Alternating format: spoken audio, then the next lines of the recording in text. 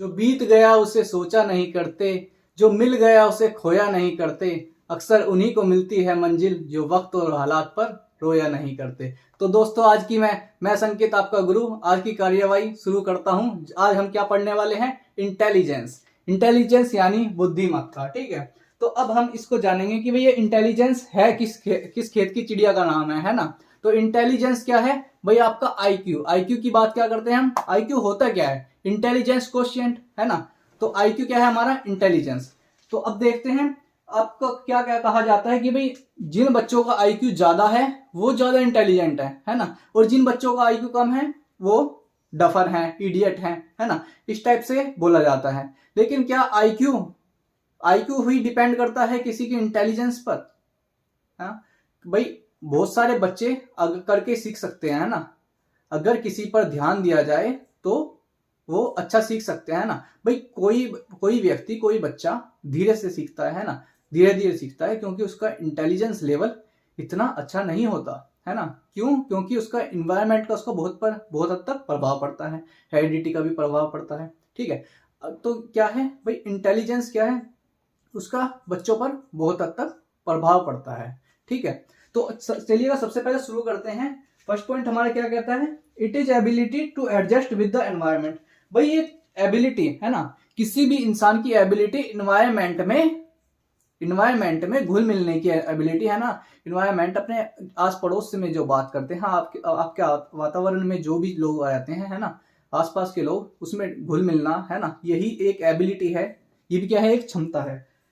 इसके अलावा ability to learn है ना, किसी भी चीज को सीखने की, है ना, किसी भी चीज को सीखने की क्षमता। ठीक है, एबिलिटी टू लर्न, किसी भी चीज को सीखने की क्षमता। भाई आप जहां भी जा रहे हैं ना, आप भाई घर से निकल भी गए ना, तो भी आपकी लर्निंग प्रोसेस चलती रहती है ना। आप चाहे बचपन से लेकर जब तक आपकी मृत्यु नहीं होती, हमेशा आपकी लर्निंग प्रोसेस चलती रहती है ना। तो यही है एबिलिटी टू लर्न, कि भाई आपको सीखना है, कहीं से भी सीखें। ठीक है, उसके अलावा क्या है? एब्स्ट्रैक्ट रीजनिंग है ना, एबिलिटी टू एब्स्ट्रैक्ट रीजनिंग। भाई ये हमारा सबसे कॉम्प्लेक्स मेथड होता है, मतलब कि एक कॉम्प्लेक्सिटी होती है, सबसे मुश्किल वो होता है जहां पर आपके पास जितनी भी नॉलेज है, अपने बेसिस पर आप उस प्रॉब्लम को सोल्व करते हो। ठीक है, तो ये दो पॉइंट्स आपने समझ लिए। ठीक है, intelligentia which means to understand. ठीक है, इंटेलिजियर, देखो एक वर्ड है हमारा इंटेलिजियर। ठीक है, इसके अलावा एक और वर्ड है हमारा, कौन सा? इंटेलिजेंसिया। तो इनका मतलब क्या है? इनका मतलब है हमारा अंडरस्टैंड, यानी कि समझना, है ना। भाई आप लोगों को बहुत चीजें पता है ना कि भाई अंडरस्टैंडिंग की वजह से बहुत सारे रिश्ते खराब हो जाते हैं। किस वजह से? मिसअंडरस्टैंडिंग की वजह से। तो अंडरस्टैंडिंग क्या होता है भाई? एक दूसरे को समझना, है ना। अगर तुम नहीं समझ पाओगे तो कोई भी रिश्ता हो, है ना, चाहे वो आपका घर से हो या सोशल रिश्ता हो, कोई भी रिश्ता हो आपका खराब हो सकता है। ठीक है, तो समझना एक दूसरे को बहुत ज्यादा जरूरी है। ठीक है, तो हम बात करते हैं अब किस पर? आईक्यू पर। ठीक है, जो हमारा इंटेलिजेंस कोशिएंट है, इसका फुल फॉर्म क्या है? Intelligent quotient. तो भाई ये किसने दिया है ना। अगर हम आईक्यू के कॉन्सेप्ट की बात करते हैं, अगर हम आईक्यू के कॉन्सेप्ट की बात करते हैं, तो ये हमारा कॉन्सेप्ट किसने दिया है? विलियम स्टर्न ने। ठीक है, किसने दिया है? William stern. विलियम स्टर्न एक नाम के व्यक्ति रहे हैं जिन्होंने क्या दिया है? हमारा आईक्यू का कॉन्सेप्ट दिया है। ठीक है, उसके बाद भाई आईक्यू का कॉन्सेप्ट जब विलियम स्टर्न ने दिया था, तो ये कब दिया था? 1912 में। ठीक है, कौन से सन में दिया था? 1912 में। ठीक है, तो इसके बाद हम क्या जानेंगे कि भाई ये आईक्यू का कॉन्सेप्ट तो विलियम स्टर्न ने दे दिया, ठीक है, लेकिन उसके बाद क्या है भाई? मेंटल एज किसने दिया, है ना। अब इसका चलो पहले फॉर्मूला पढ़ लेते हैं ना। अगर मैं फॉर्मूले की बात करता हूं तो फॉर्मूला क्या है हमारा? IQ is equal to MA upon CA into 100।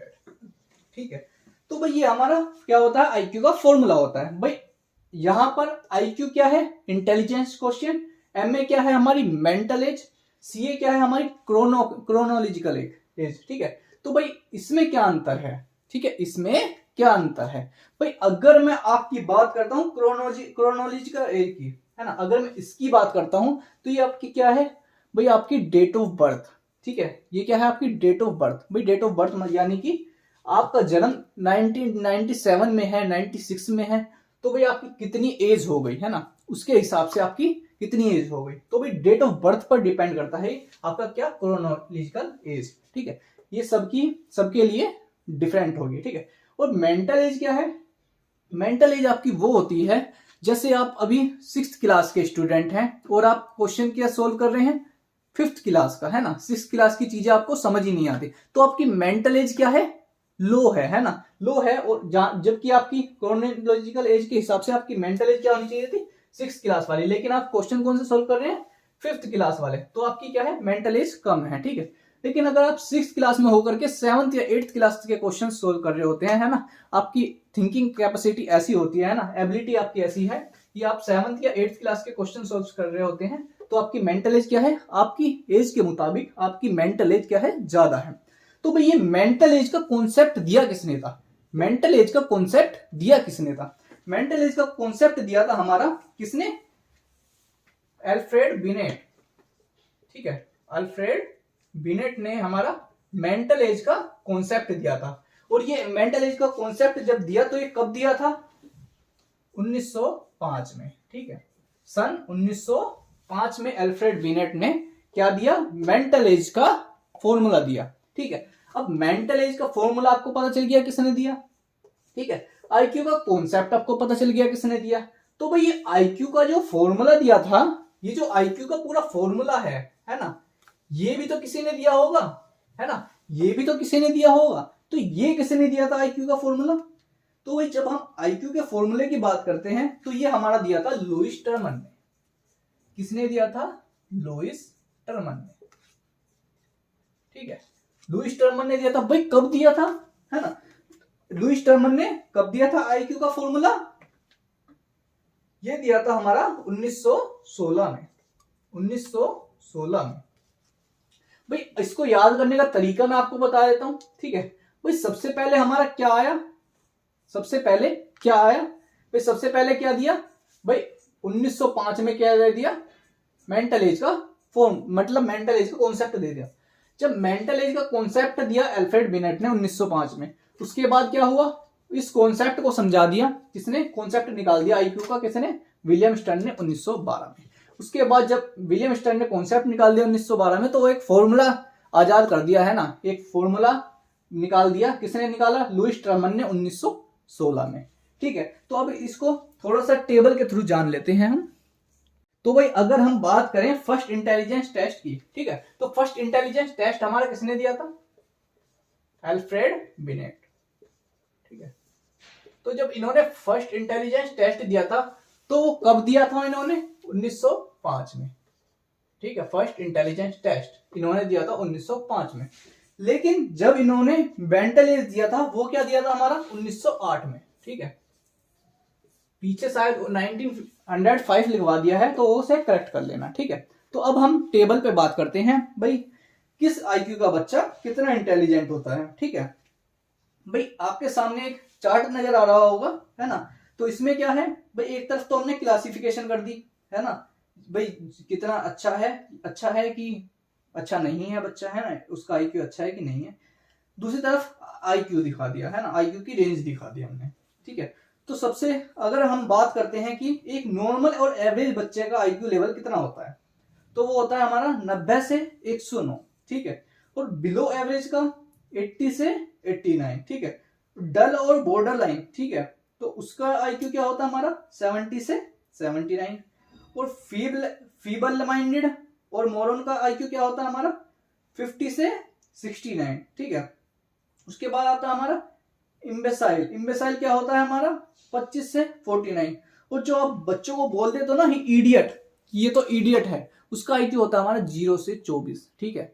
Idiot वो होता है, इडियट बच्चा पता है किससे बोलते हैं, जैसे आप तो भाई किसी को भी बोल देते हैं कि ये तो इडियट है, इसके बस की कुछ नहीं है ना, तो इडियट उसको बोलते हैं जिस बच्चे से खुद से खाना भी नहीं खाया जाता, है ना, उसकी मतलब मेंटल एज ऐसी होती है कि भाई उससे खाना खाने में भी दिक्कत होती है, खुद से वो खाना भी नहीं खा पाता, ठीक है। ऐसे बच्चे को बोलते हैं इडियट, है ना, जो आप वर्ड यूज कर देते हैं ना किसी के भी लिए कि भाई ये तो इडियट है, तो ये बहुत ही कम रेयर केस में ये वर्ड यूज करा जाता है, ठीक है।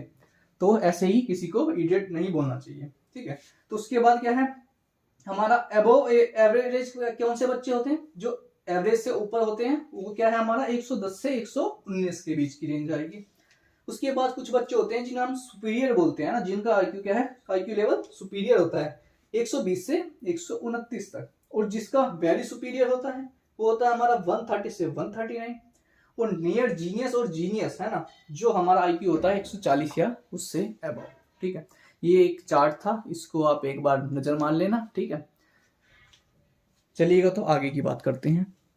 तो भाई इसके बाद आता है हमारा क्या, बेल कर्व, ठीक है, जो कि हमारा नॉर्मल प्रोबेबिलिटी कर्व है, ठीक है।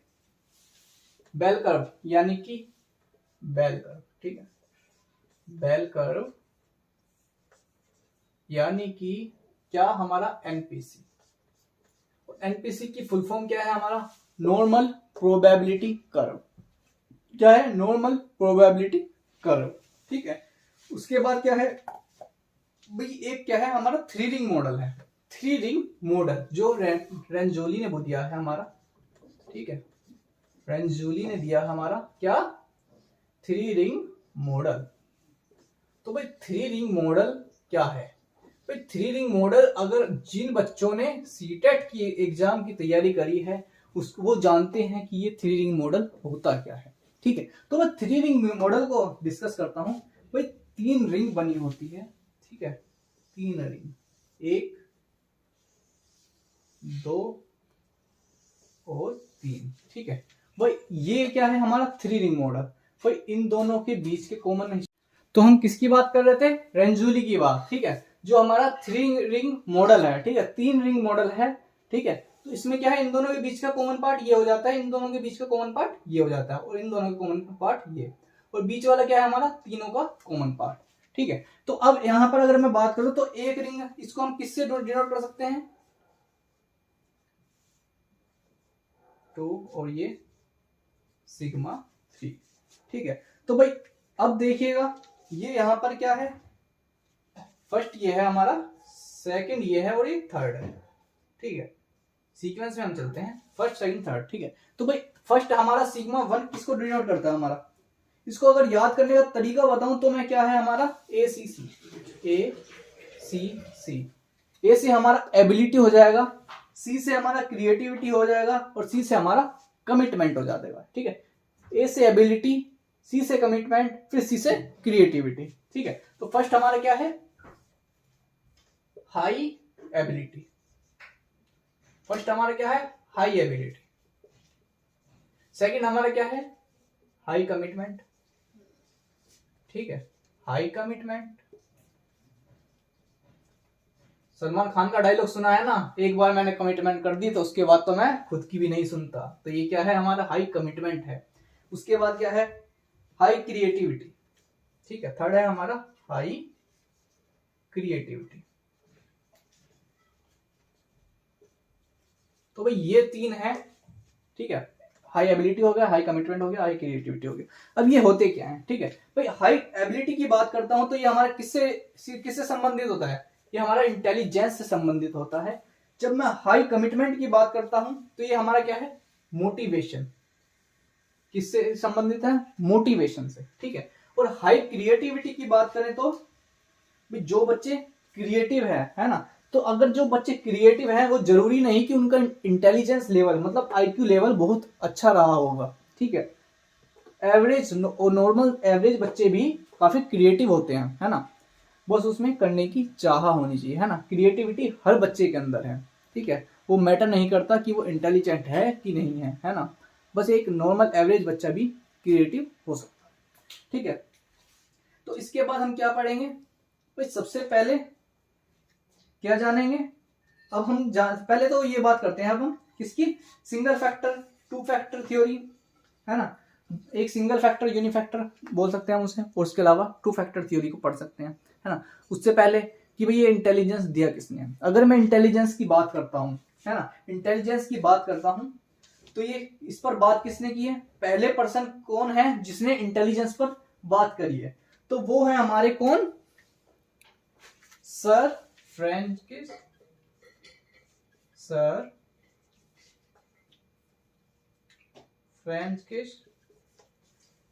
गैल्टन। ठीक है, सर फ्रेंकिस गैल्टन, ये क्या है हमारे फादर ऑफ यूजेनिक्स। ठीक है, फादर ऑफ किसके, यूजेनिक्स,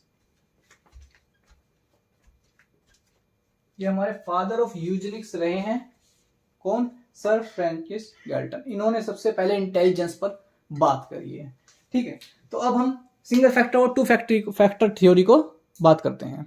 भाई जब मैं सिंगल फैक्टर थ्योरी की बात करता हूं, है ना, सिंगल फैक्टर थ्योरी या फिर यूनिफैक्टर थ्योरी, तो ये किसने दिया है, हमारी एल्फ्रेड बिनेट ने दिया है। किसने दी है, एल्फ्रेड बिनेट ने दी है। सिंगल फैक्टर और यूनिफैक्टर थ्योरी किसने दी है, एल्फ्रेड बिनेट ने दी है।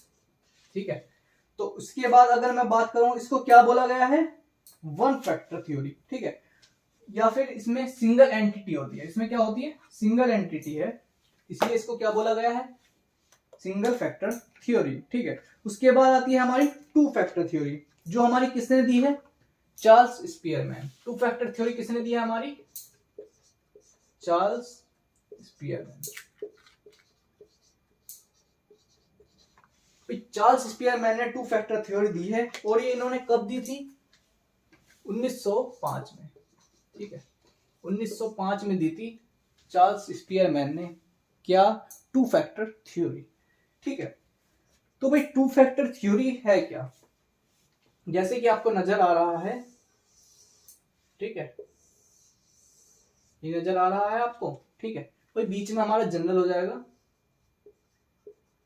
ठीक है, बीच में जनरल हो जाएगा, इसके चारों ओर क्या है, स्पेसिफिक आ जाएगा। ठीक है, उसमें एक में क्या है हमारा मैकेनिकल, यहां पर क्या है हमारा मैकेनिकल।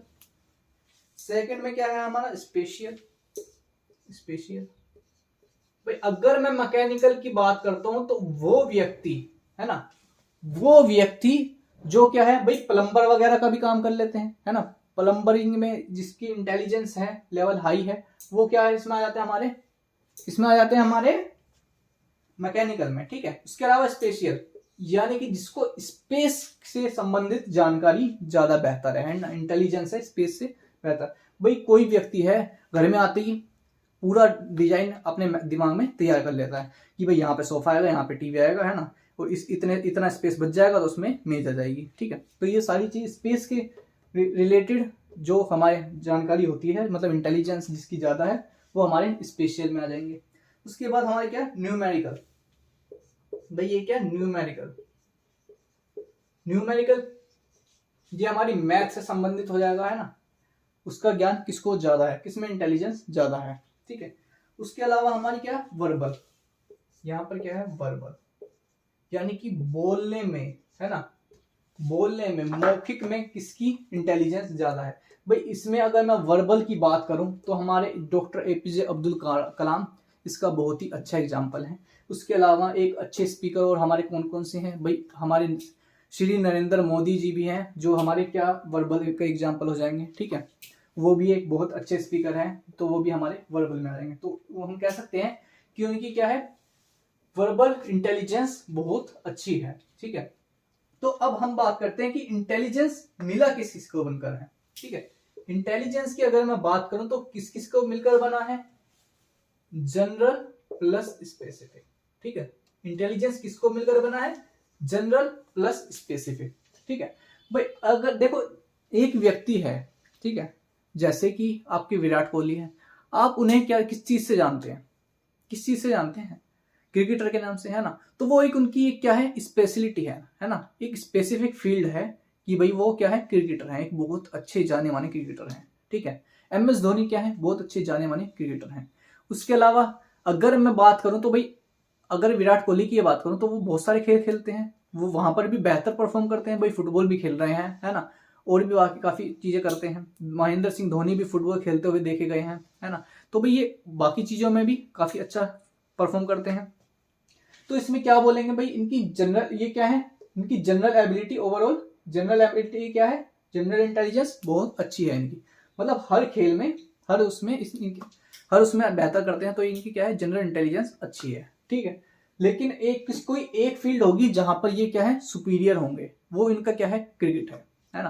क्रिकेट में एज अ बैट्समैन ये क्या है, सुपीरियर है, ठीक। तो उसके बाद हम बात करते हैं क्या, जनरल एबिलिटी क्या होती है और स्पेसिफिक एबिलिटी क्या होती है। यही मैं हमने आपको बताया, तो किस किस से ये प्रभावित होती है ना, वो उसकी बात करते हैं हम। तो जब हम जनरल एबिलिटी और स्पेसिफिक एबिलिटी की बात करते हैं, तो जनरल एबिलिटी के कौन कौन से फैक्टर्स हैं जो रेस्पॉन्सिबल होते हैं, भाई ये हेरिडिटी से भी प्रभावित होती है ना। जनरल एबिलिटी हमारी क्या है, हेरिडिटी से भी मिलती है हमें। उसके अलावा क्या, ये क्या करती है, इंपैक्ट द स्पेसिफिक फील्ड,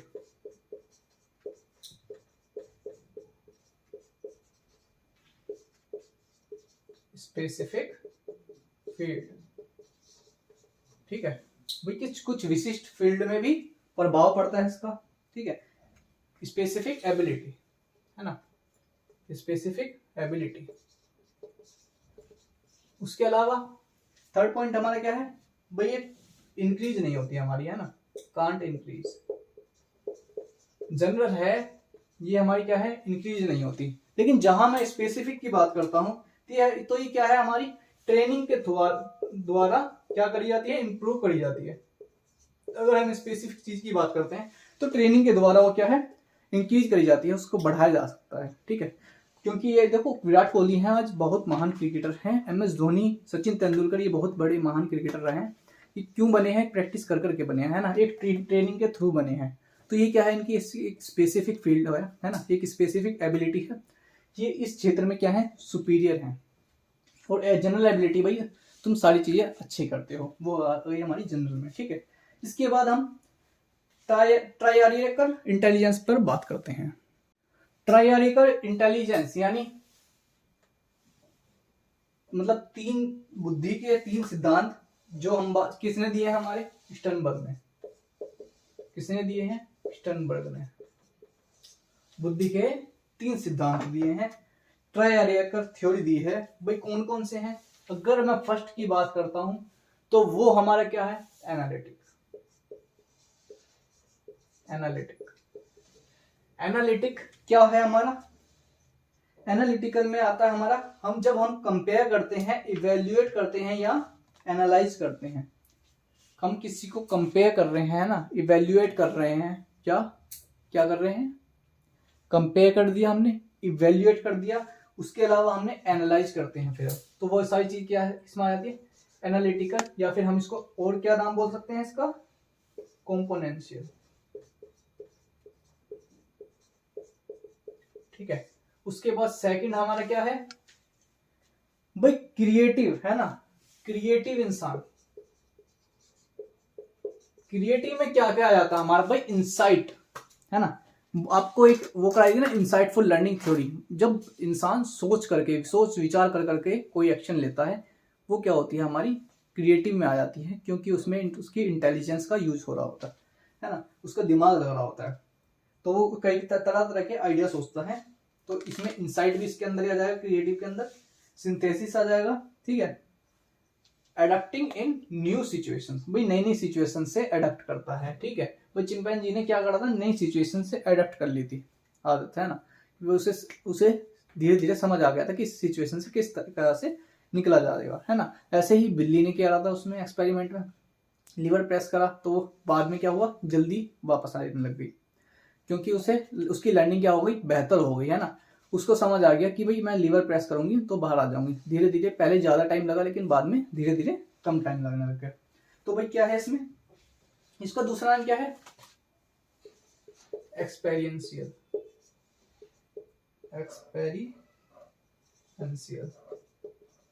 उसके अलावा थर्ड हमारा क्या है, भाई थर्ड हमारा क्या, प्रैक्टिकल या कॉन्टेक्चुअल भी बोल सकते हैं हम इसे, प्रैक्टिकल या कॉन्टेक्चुअल। भाई प्रैक्टिकल और कॉन्टेक्चुअल में अगर मैं बात करता हूं तो इसमें क्या है हमारा, dealing with everyday task relating to word, ठीक है। भाई जो हम डेली के जो काम करते हैं उससे जो डील करते हैं हम, ठीक है, वो हमारा किसमें आ जाता है, प्रैक्टिकल या कॉन्टेक्चुअल में, है ना। प्रैक्टिकली जो हम काम कर रहे हैं भाई, डेली लाइफ जो जीते हैं, उसमें जो हम इंटेलिजेंस यूज करते हैं वो होती है हमारी क्या मतलब कि प्रैक्टिकल और कॉन्टेक्चुअल। ठीक, तो आपकी ये आज की क्लास इंटेलिजेंस की यहाँ पर कंप्लीट होती है। नेक्स्ट क्लास में हम क्या पढ़ने वाले हैं, मल्टीपल इंटेलिजेंस। ठीक है, तो आज की क्लास यहीं तक रखते हैं। ठीक है, मिलते हैं नेक्स्ट वीडियो में।